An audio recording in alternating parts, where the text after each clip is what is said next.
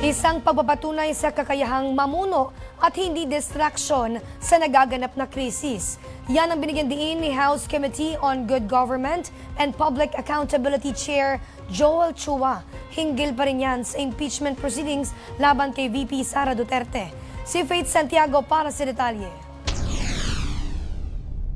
Sa gitna ng kinakaharap na hamon ng mga Pilipino ngayong panahon dahil sa pagtaas sa presyo ng krudo, hindi lang sa bansa kundi sa buong mundo, binigyan diin ni House Committee on Good Government and Public Accountability Chairperson at Manila 3rd District Representative Joel Chua na magsilbing daan nawa ito sa mga Pilipino na gumawa ng tamang desisyon sa darating na 2028 elections. Iginiit niyang hindi distraction ang impeachment proceedings laban kay Vice President Sara Duterte, kundi paghahanda sa tamang pagpili ng leader sa susunod na eleksyon. Ani ng mambabatas, ang proseso gaya nito ay nagbibigay katiyakan na ang mga kandidato ay may credibility at accountability. Hindi maaaring ipagpaliban ang pananagutan dahil lamang umano sa kinakaharap na krisis ng bansa. Ipinunto niya rin ang kahalagahan ng pagkakaroon ng leader na nakakaunawa at tumutugon sa pangangailangan ng kanyang mga kababayan. Kaya naman kinakailangan aniya na mag-ingat ng publiko sa pagpili ng tamang leader.